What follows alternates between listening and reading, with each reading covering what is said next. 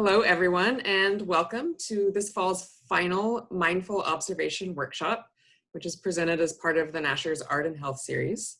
I am Curator of Education, Anna Smith, and our presenter today is Bonnie Pitman, who is Distinguished Scholar in Residence at the Edith O'Donnell Institute of Art History and Director of Art Brain Innovations for the Center for Brain Health at the University of Texas at Dallas. During times of great stress, it's sometimes hard to remember how important it is to make time to be playful. And one lovely thing that we've seen grown out of this era of quarantine is a renewed interest in baking and music and taking on artistic projects just for pleasure.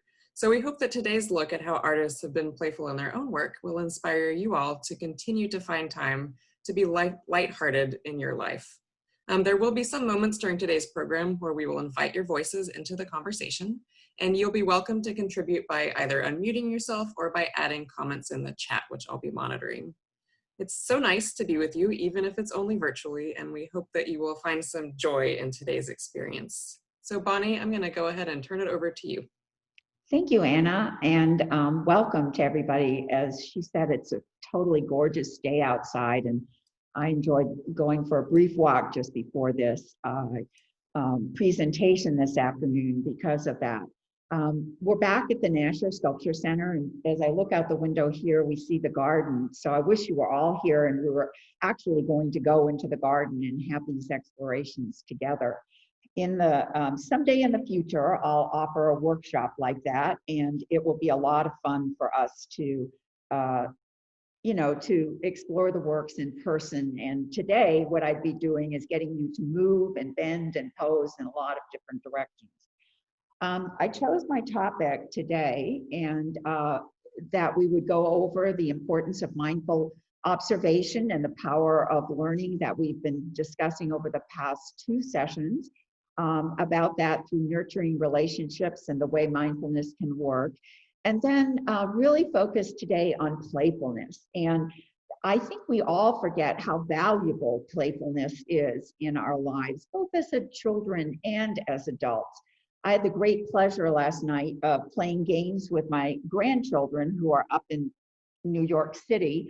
And we had a wonderful time for like 45 minutes playing Zeus, a card game, and laughing and cheering together. And it is, there's something about games and the interaction, the social interactions in play that is joyous. And even if you lose, like my little grandson did until he finally won. So that nature of optimism, of social interactions, the ability to be creative and to be innovative. Believe me, Clark was innovative in his counting of the cards. And also empathy. You could watch, since I had written this talk, I watched how his parents adjusted to, and even his sister, to help him feel better. But all in all, one of the great qualities about games is learning to persevere, because in many cases you have to learn the skills of the game. Today, we're going to look at 3 artists, 2 works by Miró, which are in the garden, and also a wonderful Joel Shapiro. And I'm reminded of the work of Piaget, the great psychologist, who reminds us all that play is the work of childhood. And we know that this is where they learn so many skills in life that it makes a huge difference in their adulthood. There are lots of definitions and people who have done research on play, specifically in both Harvard and Boston universities and out in Stanford, and I'll introduce you to one of the scholars about that. I do want to thank Anna and the team for these great photographs of families learning in the galleries and exploring sculptures, which are a wonderful addition today to this program. As I mentioned, play is self-chosen and self-directed. There are rules. I break them all the time, so I'm not good at playing certain kinds of games with my family, because I just think, why do you have to follow the rules? Let's be creative. The imaginative and interactive nature of games is a special quality that I love. And it is, the important thing is it is conducted when you are alert and very happily in a non-stressed stress frame of mind, maybe unless you're a cowboy. What is our team's name? The Cowboys playing football, who I can't imagine that is non-stress. Nevertheless, there are lots of benefits of play. And you can see this young girl on the out in the garden, and she's taken the pose of Miró. This must have been an activity program that was going on, and which is just behind her. So it reminds us that play is physical. You can observe, and then you can respond socially and creatively to it. It's a wonderful way of preserving friendships and developing new friendships because of the social nature of the work. Very importantly, all the studies prove that play helps with reasoning, insight, problem solving, and creative endeavors. And these aspects of play, and I'm going to show you a brain scan in just a few minutes, are critical to the value of play in our lives. There's a huge amount of science on playfulness, as I mentioned, and these studies have really shown that through brain scans and also through observation, all of these wonderful effects that it has on you and your body. I love thinking of play as a gateway to vitality, and that's why as adults we should never give it up. You can play with yourself. Many people like playing card games, or I have an entire drawer of games when I'm doing my do something new practice that sometimes I pull out. You can also do it with other people, and that interaction with other people helps us to persevere, helps us to improve our language skills and our ability to deal with stress or with joy. And that's the best part of play. This is a brain study that was done. We're looking again at 2 CT scans. One shows the brain on the left-hand side with interactive play. By that, I'm talking about people working who had done some exercises and run around and done active play, and then they had a brain scan very shortly after that. And the passive exposure is actually one that is done having the brain on individuals who had used video games. And you can see a tremendous difference in the two, in the way the brain responds. The caudate is a part, which is the first little arrow pointing in, is located near the center of your brain. And what that area is, it's filled with nuclei who help to function as planning and learning and memory and reward. So you can see the activation of that. It was very active while it was playing out of doors, and less active when you look at the right-hand scan and see that it is, you don't see it all lit up in yellow.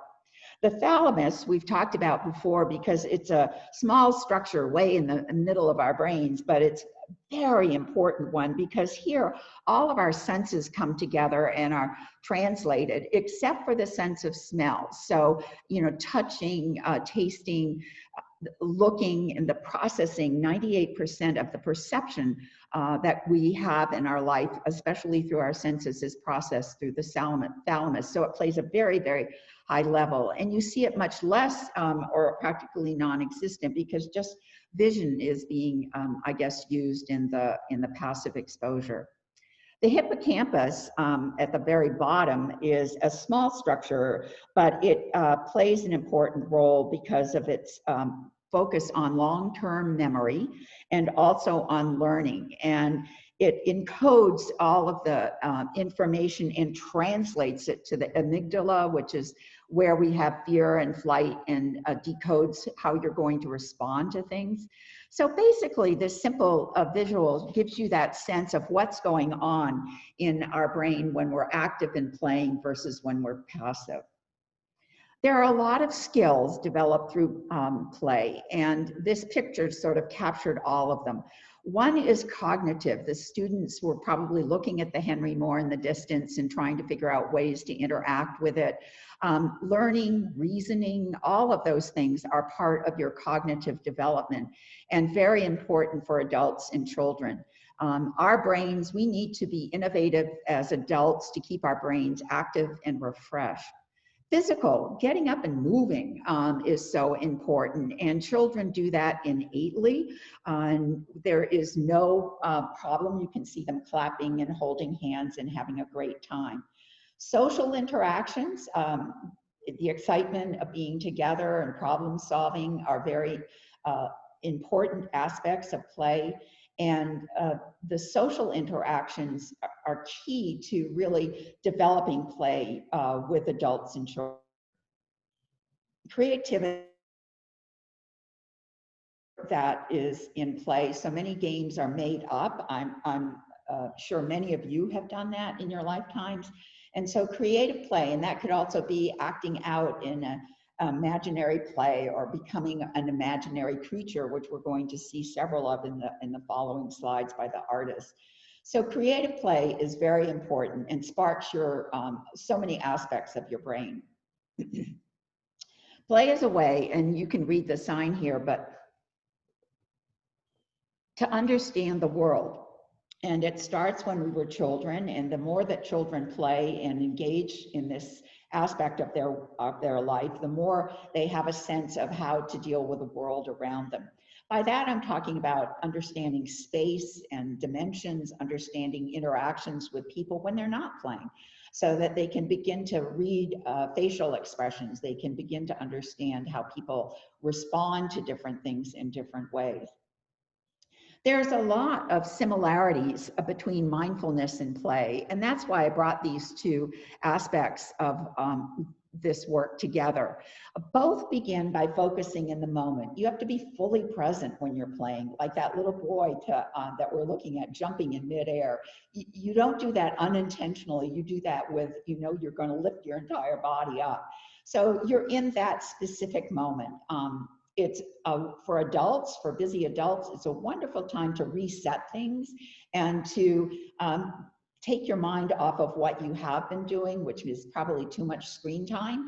And I've demonstrated to you why you need to take a break from that, and resetting your mind to do something together or with other people. And there are a lot of games that my friends have shown me that you can play online. There's a great feeling of joy, and this is why I love playing games, because whether they're for myself or with somebody else, it's that aspect of joyfulness that makes a difference in one's life. You can see in the next 2 points what's happening in your brain. We're rewiring some of our neural pathways and getting deeper and more consistent commitments to these experiences that will translate into long-term memories. We're also very, very importantly releasing the production of happiness hormones, and who doesn't want to do that? Serotonin, dopamine, and melatonin. So it's all great for the way in which you experience life, and these are similar qualities to mindfulness. This is a new definition of mindfulness, as we've been talking about this over the past 3 weeks. Each week I've given you another teacher's insight into this. And here we've got Sylvia Bornstein, who is a wonderful meditation teacher, mindfulness teacher, and author. She's written a large number of books. And you can see that the same principles are here about being in the moment and accepting the experience. And what she's emphasizing, I think, here is that when you're in the present moment, you're not trying to see it as pleasant or unpleasant, or to cling to it if it's a joyful memory, or to reject it. You're just being, you're just staying in that moment. And that's the great delight of play. Mindfulness, as we've talked about in previous sessions, improves your health and your well-being in a number of different ways. And it is something that we will be practicing this afternoon.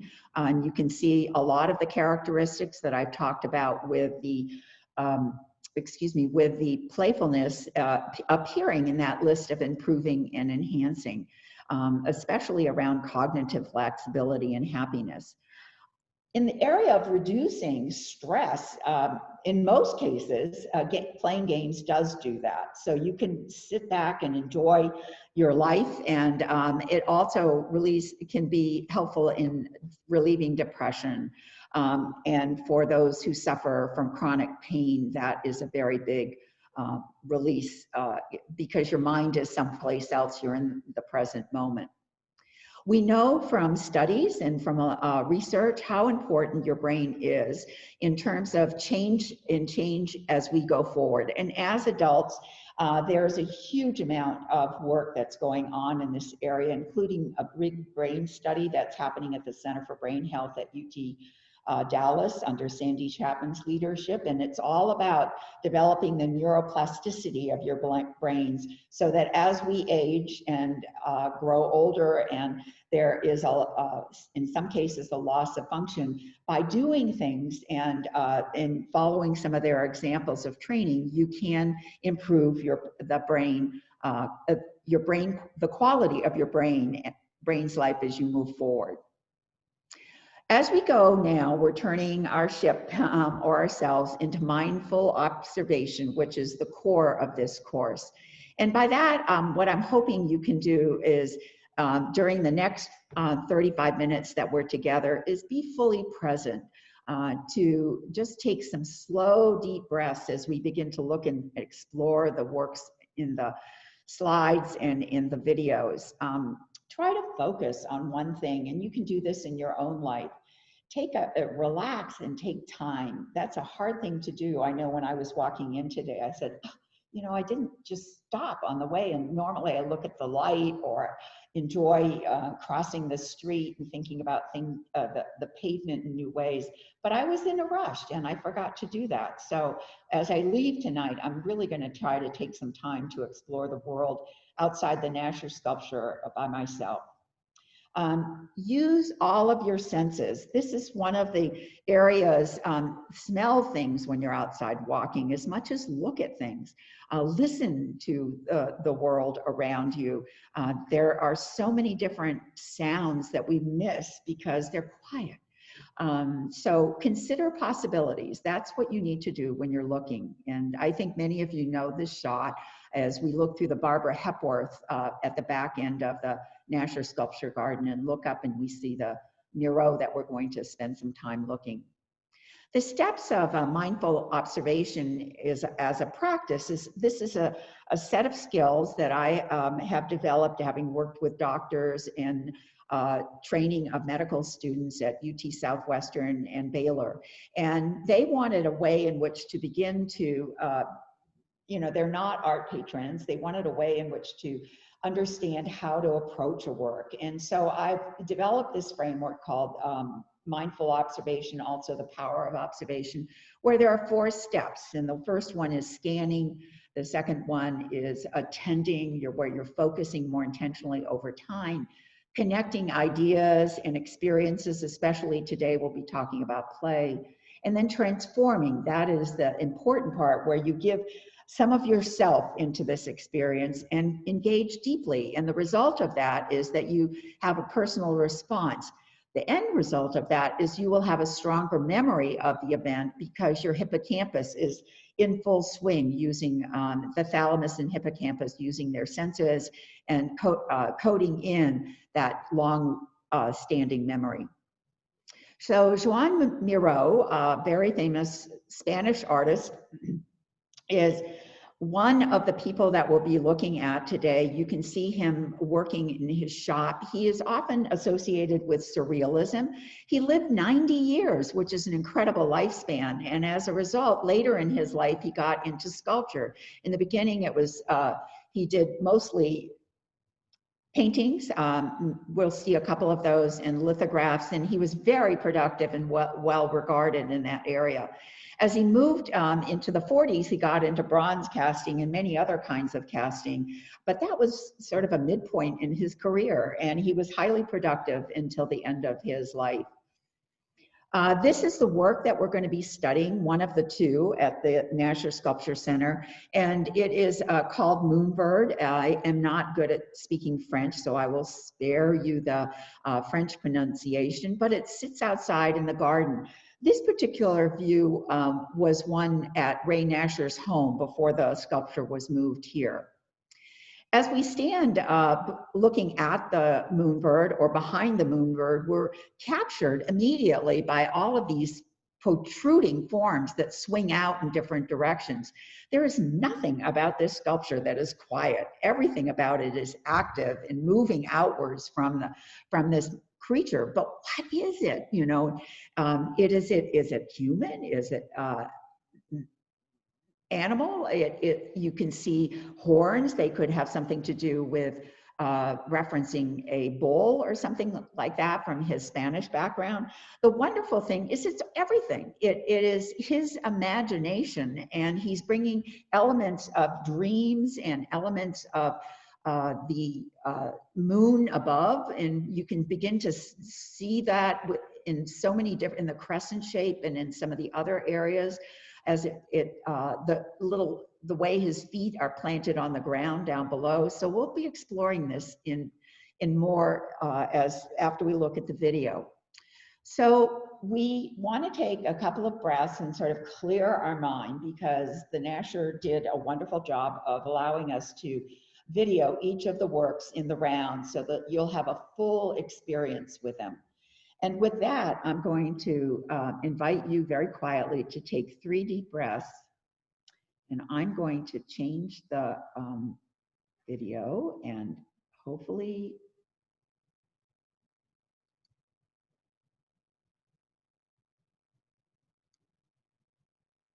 start it.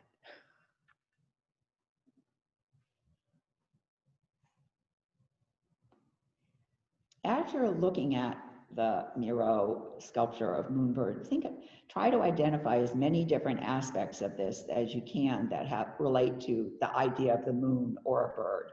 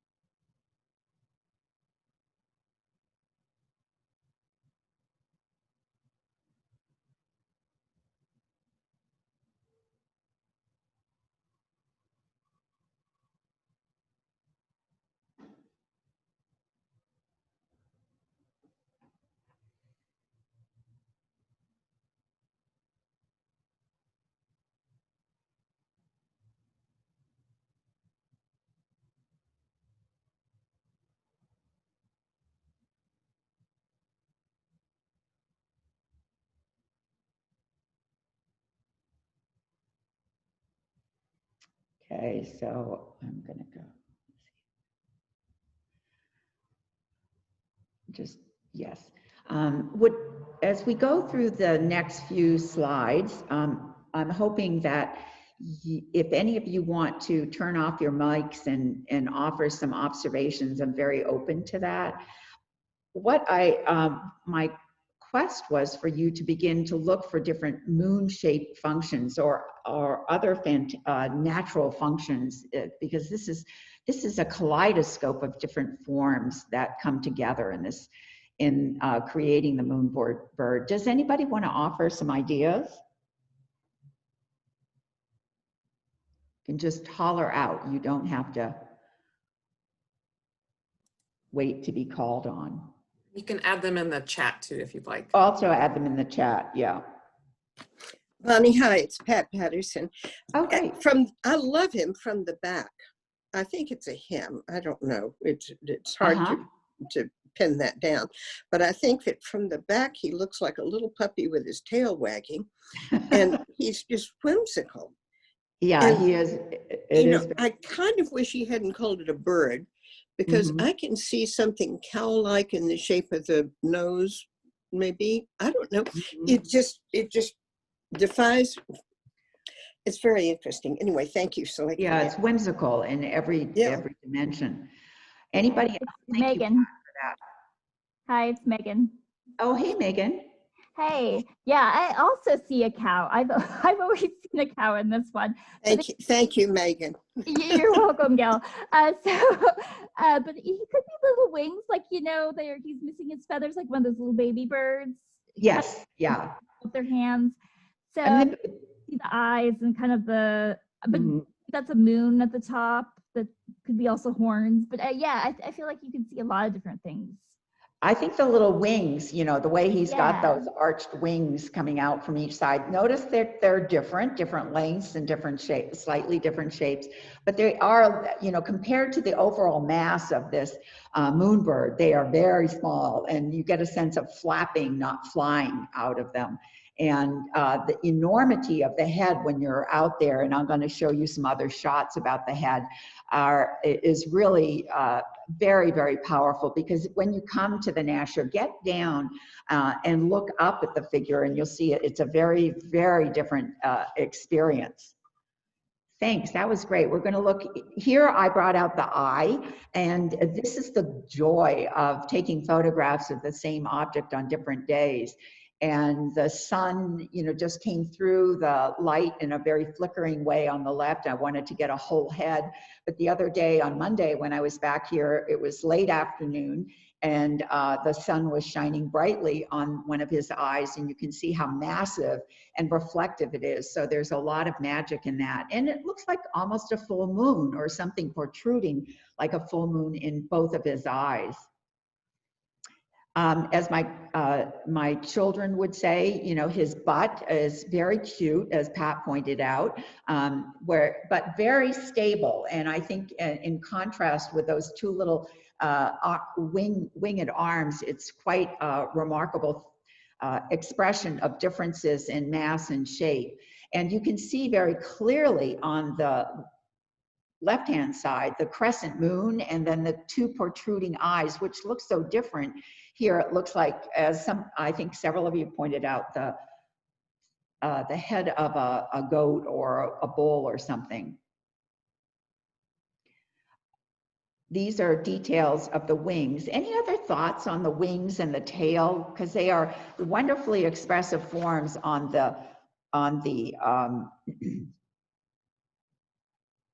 Moonbird. They're very important. If you took any one of them off, you would have if you took the two arms off and just had the central stable figure, which I'll show you a full version of it in a minute. But any other thoughts about these protruding parts of the bird? Well, the thing I notice is the differences in weight and depth, and the length of them. And you can see on both the left and the right images of the arms, pieces of the eye, which I thought was kind of fascinating to consider. And the Richard Serra, of course, is in the far distance. Here again, we're looking at the reverse. Well, one is the back of the moonbird, and the other, as I mentioned to you, is looking up sort of his snout. And when you change perspective on the moonbird, it changes. It brings to light almost a different story. And I'm absolutely convinced that this exploration of dreams and memory and subconscious, which were so much a part of Miro's work, combined with these curving organic shapes, gives this creature a life of its own in the garden. Nancy and Ray Nasher were looking for a Miró piece when they came across it at a gallery. It was out in the patio. And once they saw it, they realized that they had to have it. And so it's a wonderful story about Nancy's great enthusiasm for this work, brought it here to Dallas. There are other versions of the moonbird around, because it's an important and famous sculpture of Miró's. And it is the compositional play, the dynamism of it. You know, if you begin to look very carefully, the little crescent moon on the right, on the left-hand side is ajar. You know, it's not perfectly placed as it might have been in the crown. And that very, you know, slip to the right gives it a wonderful sense of movement and ideas. So moving on from the Moonbird, I love this contrast between the Richard Serra, the massive form that sits behind it and so strong and stable, and the Moonbird, which is across the garden and the alley of trees. That they have a conversation, that they speak to each other in ways that I think we can appreciate when we're out in the garden. It's almost like you can dance around them. The heart of play, again, I just want to remind you, is being joyful, to actively engage and to be creative.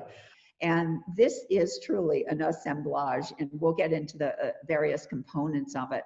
One of the experiences with the bird is the fact that I think a lot of people, when they come to the Nasher, don't see it because it's hidden away in the flickering, at the very flickering trees at the back of the garden. But when you do see it, it is filled with optimism and excitement and great imagination. Take a deep breath here to begin to really look at the Miro's caress of a bird. And I want you to try to identify as many different components as we go through this video, because it's so fascinating to see them.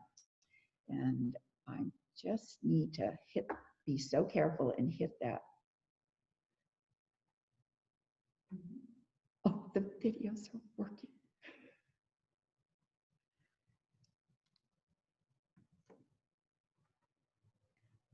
We were very lucky this day to see have a cloudy sky, so that's why you see such clear images. I'll be asking if you all know what these different forms are. Some of them I've told you, but others you can guess at.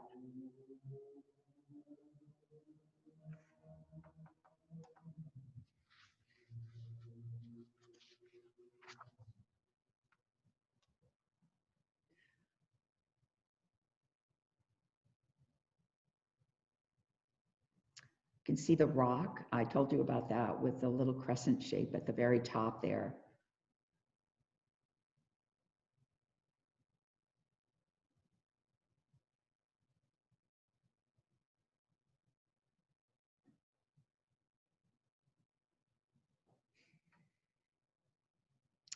One of the wonderful things about the Miró is that it is just like his other work that we saw, Moonbird, filled with this desire to bring together wonderful examples of the world around him, finding everyday objects and making them have meaning in a new way, and is very much about the playfulness of exploring and giving new definitions to something that was previously used in a different way. So here this is not, of course, this is a version of the Moonbird, but it is not the one here at the Nasher. It gives you a wonderful insight to the upper portion of the figure, partly because it's captured in the California sun against sort of white backdrops. And I'm just wondering if anybody knows what the yellow shape is on the sort of the face. What was the original material? Or it looks like one of those rattan placemats. What is it? Like it looks like one of those placemats that's that they weave from the grass, and it's very circular and has all the layers to it. That's what it looks like to me. Yeah. It's not a face mask, but that's a good guess. No, not a face mat, like a table mat. Like a table mat. That's for the plates. Thing. Well, come down and see the sculpture. It would be one mighty big table mat, but it's a good idea. Yeah, it could be in the center of your table. Anybody have another idea? It looks like a hat, a straw hat. It is a straw hat, and that's why I think Megan, the previous speaker, said it looks like something that would be on your table. It is a straw hat. It's a straw hat for a donkey, and the two holes that are there, you can see, are doing a wonderful job of, they were made so that you could see through the donkey's ears, excuse me, could come through. Okay, please take the chat off. I can't cope with that. Yeah, while I'm talking. Thank you. Great idea, but I'm not good at multitasking. I just need to stay focused. Okay, so so it's a donkey's hat that it gets repurposed in this wonderful way, and then he draws these big circles. And remember when we saw the crescent moon on the previous sculpture, we saw the eyes that had double circles around them. In Moonbird, the same thing. And we saw a long pointy nose, or on the Moonbird, it might have been a, what comes out of the front of you, a tusk on him. We don't know what it was, but those characteristics were there. Does anybody know what the red triangular and circular thing is? It looks like a horseshoe crab shell. Oh, you're all the way at the bottom. Yeah, a horseshoe crab shell. It is definitely a shell. The horseshoe crab would be too small in this case. A turtle? Turtle shell. Yeah, definitely a turtle shell. And let's see.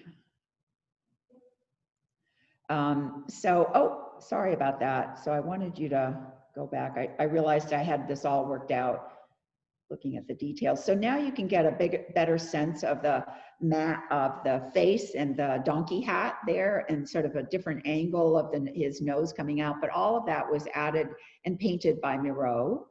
This is one that I captured one afternoon, and it just reminded me of a jack-o'-lantern, you know, that it could take on an entirely different meaning depending on the light. This area was the next one that I was talking to, and I looked at it several times with Anna and could not even begin to come up with an answer. And it is a toilet seat for an sort of one of those kind of outhouses. And I was just like, whoa! But once you understand that form, you get a better sense of its use in this, but it's painted bright red, and I personally would never think of that. Now we're looking at where the speaker was just pointing out the amazing tortoiseshell, which has been painted the most crimson of reds, and sort of breathes out. It feels to me like lungs, and has that application. We're looking at the inside of the tortoiseshell, and the body would have been attached here. The green element behind it is the ironing board. And then from the side, this is, when you come down, it's hard to get to. I want to thank Anna, who climbed up one afternoon into the garden, something I could not possibly do, and got the figures of the two balls that were at the back. They're sports balls.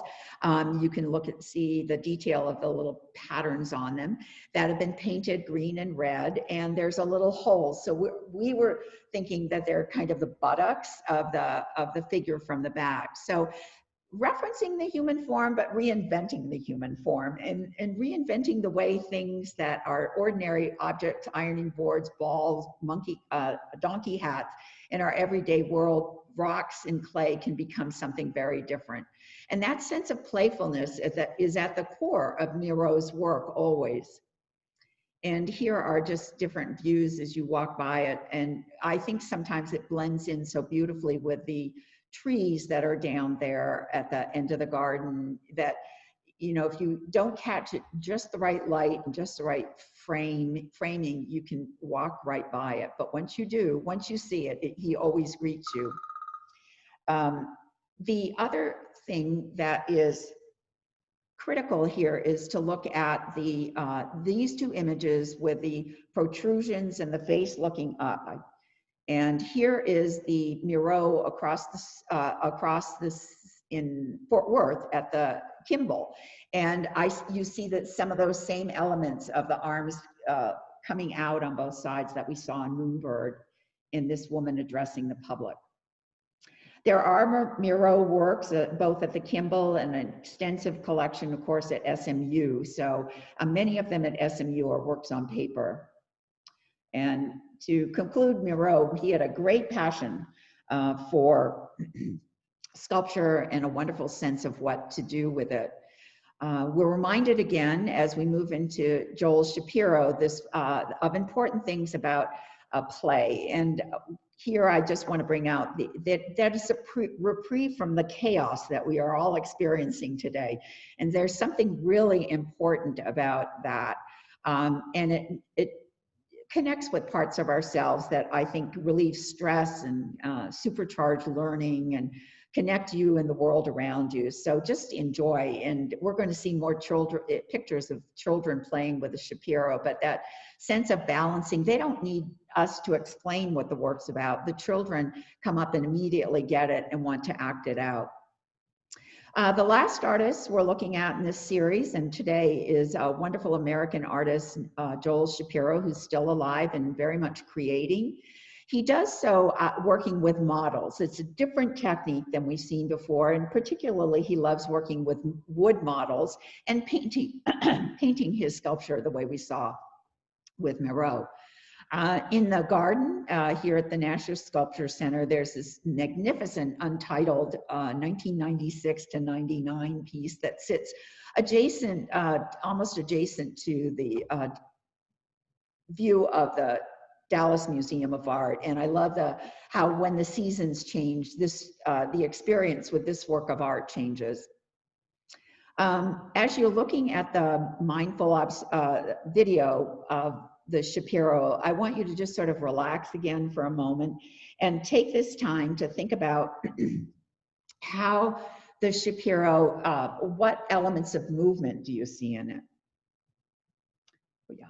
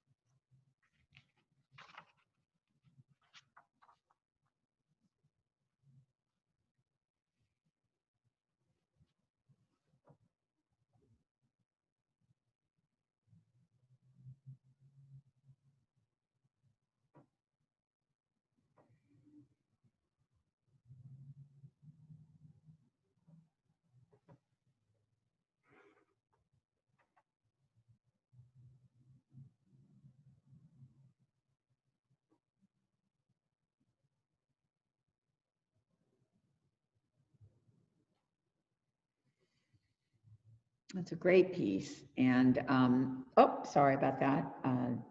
So here we're looking at the Shapiro, and I think that one of the aspects of his work, as you begin to look at it over his period of creation, is that he doesn't believe in strict rules. He likes being he doesn't like to abide by them. So he's always trying to twist and turn things. And if you look at this at first, you think any second now, it's going to fall down and topple into a heap.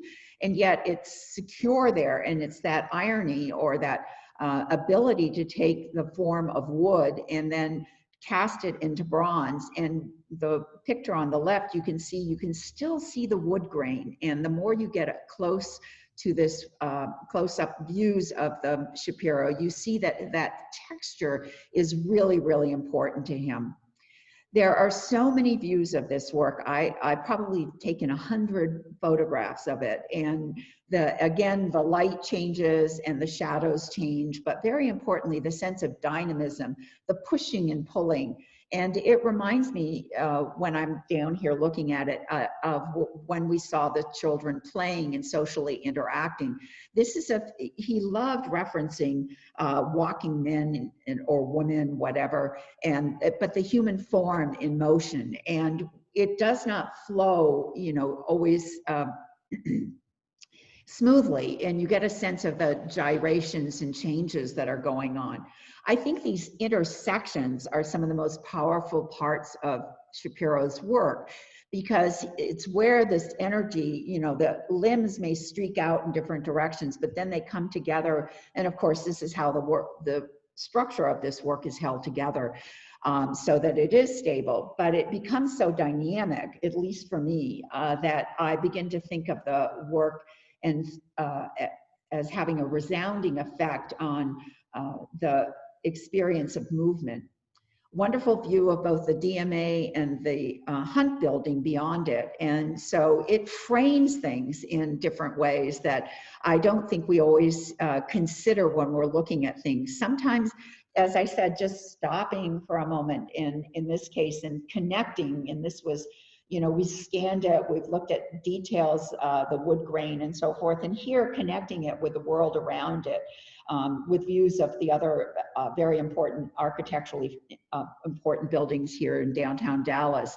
And the Shapiro offers these wonderful elements where you begin to see segments of those buildings in a particular way. To the right again, wonderful sense of the dynamism of the moving wood grain that he really works to bring out in his sculptures. Now, other views, sliding, I just want to go skateboarding on that one on the left, sliding down. Anybody would want to do that, but there's a quickness and vibrancy to his work, and a sense of dance and collaboration that comes from the interaction, not only with the buildings, but look at the left where the trees are, where the limbs of the trees crossing back and forth and overlapping. You get a same sense of that in Shapiro's work. That dance of life is really what he's after in his work. Two views of the Shapiro, again, in different daylight scenes, but his question to himself is, how do you animate materials that's so inanimate, meaning steel, or so obdurate? And so this is kind of his quest, the way we saw in Miró, that quest for fantasy and imagination and creativity. He's using in Shapiro's work that sense of materials and how can he give them a different life. Again, if we were here, we'd be doing this together to try to get our feet up and to balance and see how long we can stay. Then you begin to notice that, in fact, the Shapiro has a slight slant to the left when you're looking at the base, and so you would not last very long. So it's I don't think you notice that the first time you look at the Shapiro, but you do notice it when you get closer and you try to take on this form. So the joy of Shapiro is this unexpected, that he's always breaking rules and moving forward. And that sense of playfulness that he sees in life, he brings into his art, even though the structures are very simple, long, rectangular steel forms made from wood. But the sense of movement, of interaction, I've talked a lot about social interaction, is all happening in this work. And he does that. It's a gift he's given to us. There are other Shapiro, small ones here in the Dallas community, over at the Dallas Museum of Art, and also the Wachowskis have one in front of their house out on Preston Road. Very famous example of his work down at the first floor of North Park. And here he's painting, he's done it's made out of wood, but it's all painted. And these are just extraordinary when he gets into this colored wood, painted wood phase, there's a whole nother sense of dynamism. And I've seen a new exhibition a couple of years ago where he separated the wood, and so the space, they were floating in space. So he's an artist always changing his ideas. I hope we've enjoyed our time on mindful observation together and had a chance to sort of reflect and to understand both the health benefits of mindful observation, which are very important, and I encourage you to take it as a practice in your life, but very importantly, to take it as a way in which you can enrich your experiences of looking. There are a lot of health benefits, as I pointed out over and over again. Probably the most important one is that sense of emotional self-regulation, where you slow down and begin to pay attention and take a perspective, change your perspective on things, as well as, but when you're looking at a work of art, it's the best thing in the world to do. Mindfulness is about intention and attention, and I've used this slide a couple of times, but it is a very important description. You have to have the intention to do the mindfulness. You can do it for 5 or 10 minutes if you want to. They've shown that through studies that 27 minutes is a very excellent amount of time. You can do it over the course of a day or all in one sitting, but it's the intention that you're going to do the practice of attempting to quiet your mind. I can assure you, I've been meditating for over 30 years, that your mind is never quiet. And it is always active. You always begin to filter in, I call it the monkey brain that filters in, oh, I've got to make this list and I have to do this. That's okay. In that moment, you just push those thoughts away like Sharon Salzberg says, like a butterfly off of a flower, and you just sweep your brain clear again, and you have the attention of yourself to practice your breathing and to quiet your spirit in yourself. I hope if you take nothing else from this talk, taking those two ideas of intention and attention will be something with you.